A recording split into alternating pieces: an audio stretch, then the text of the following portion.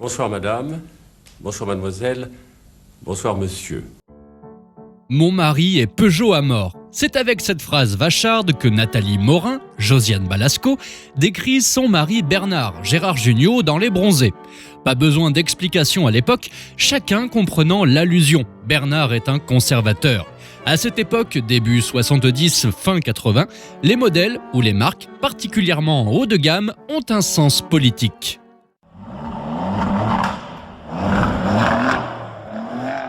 Bonjour à tous et bienvenue sur la chaîne Kurt Jagger pour aujourd'hui un épisode un petit peu particulier. En effet, cette vidéo sort donc aujourd'hui, le mardi 19 avril 2022. Nous sommes donc à 5 jours du second tour qui opposera Marine Le Pen à Emmanuel Macron et on pourra enfin savoir quel sera notre futur président pour les 5 prochaines années.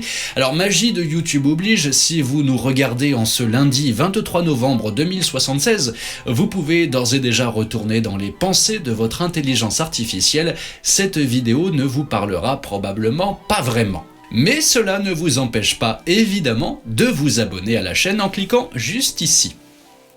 Bref, nous sommes en 2022, petit retour 50 ans en arrière. Les modèles Renault fabriqués par une régie nationale et par des ouvriers ouvertement CGT sont forcément de gauche, tandis que les modèles Peugeot, fabriqué par une société anonyme, propriété d'une famille protestante et bourgeoise, représente assez facilement la France de droite et donc conservatrice. Voilà, nous sommes arrivés, vous êtes à Sochaux. Le cas Citroën est à part et pourrait facilement représenter cette troisième voie que la France n'a finalement jamais su trouver depuis l'époque gaullienne. Je ne vais pas mal, mais rassurez-vous, un jour, je ne manquerai pas de mourir. En effet, pendant une décennie, la DS, compromis gaullien entre tradition et modernité, singularité française et révolution technique, domine le haut de gamme français comme une évidence. Mais l'ADS ne survivra pas à Pompidou, tout comme le gaullisme. Désormais, il faudra choisir entre Peugeot et Renault. Les citroënistes, quant à eux, seront de moins en moins nombreux et seront de plus en plus considérés comme de doudingues. Hélas, hélas, hélas. D'ailleurs, Citroën est racheté en 1974 par Peugeot, l'année de l'élection de Giscard. Pendant ces années-là, c'est la Peugeot 604 qui représente vraiment le pouvoir. Elle est traditionnelle en tout point, carrosserie tricorps, propulsion, moteur V6 et inspiration Mercedes. Face à elle, un duo R20-R30, tendance progressiste, très mitterrandienne, traction avant, carrosserie à haillons. Bref, elle grappille petit à petit du terrain jusqu'en 1981. En ce soir de mai, les conducteurs de Renault exultent tandis que les conducteurs de Peugeot redoutent l'invasion des chars soviétiques. Ironie de l'histoire, Bernard Morin roule désormais en R20 dans Les Bronzés font du ski, malgré un embourgeoisement évident, mais tout un symbole. En 84, Renault colle à la politique en sortant la très gauche caviar Renault 25, surtout dans sa version V6 turbo Baccarat. La R25 fait donc office de familiale abordable dans sa version TS, avec pour équipement quelques rétroviseurs et quelques sièges et c'est à peu près tout, jusqu'à l'exubérance totale du luxe dans sa version porte-étendard Baccarat. En face, la Peugeot 604 fait de la résistance jusqu'en 86 et la CX jusqu'en 91.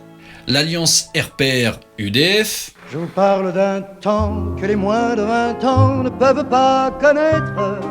Gagne les législatives en 1986, mais sans leader, un peu comme PSA, qui cartonne avec ses 205 et 405, mais sans véritable haut de gamme à proposer. Laissant finalement le champ libre à la Renault 25. Hélas, hélas, hélas. En 1990, la Peugeot 605 entend s'imposer comme le haut de gamme à la française, tandis que la Citroën XM persiste dans l'originalité, malgré quelques petits problèmes de concession conservatrice. Et même des problèmes de jeunesse ruineront totalement la carrière de ces deux-là, malgré de grandes qualités. Hélas, hélas, hélas. Mais il n'y a pas que ça. C'est aussi la fin d'une époque. Hélas, hélas, hélas. les volumes de vente des grandes berlines sont complètement en baisse. Hélas! Je vous demande de vous arrêter. Et la Safrane de chez Renault n'arrivera pas malheureusement à inverser la tendance. C'est la fin malheureusement d'une certaine idée de la voiture et en politique le déclin des partis traditionnels. Chirac l'a bien compris et pour se démarquer de Balladur ou Jospin, roule en Citroën CX. Une façon finalement de montrer sa singularité et ce fut un pari gagnant. D'ailleurs, les grandes berlines françaises se succèdent comme les gouvernements sans jamais trouver la véritable solution. Les Velsatis ou 607 se cassent les dents face aux Allemands. La Citroën C6, elle, arrive à contretemps et donc en retard d'au moins 5 ans. Mais les hommes politiques cherchent les symboles dans leur voiture. Sarkozy choisit la 607 Paladine, symbole de la tradition liée à l'audace avec son toit arrière rétractable. François Hollande, lui, choisit la Citroën DS5 hybride, symbole de progrès et d'innovation. On notera que désormais Renault n'existe plus en haut de gamme, se contentant simplement de rebadger des modèles coréens. Emmanuel Macron, enfin convaincu par le travail fait par les équipes de DS, utilisera pour son intronisation une DS7 Crossback spécialement conçue pour l'occasion. On pourrait y voir un signe, comme dirait Goldman, mais en fait pas du tout. Aujourd'hui, il n'y a plus de message politique et Macron a fait au plus simple en acceptant tout simplement la proposition de DS, qui fut un gros coup de pub pour eux. Le point commun de toutes ces berlines françaises, c'est l'échec à l'exportation. Malgré toutes les tentatives, l'exception française, qu'elle soit automobile ou politique, ne se vend pas ailleurs. N'est pas De Gaulle ni la DS qui veut. Merci à tous de nous avoir suivis pour cet épisode un peu particulier. N'oubliez pas de vous abonner à la chaîne et à nous laisser un petit commentaire. Vous découvrirez toutes les semaines une nouvelle vidéo, car derrière chaque voiture potentiellement inintéressante se cache toujours une histoire intéressante. Et visitez notre site carjagger.com, votre partenaire dans l'achat et la vente de votre auto de collection. À bientôt!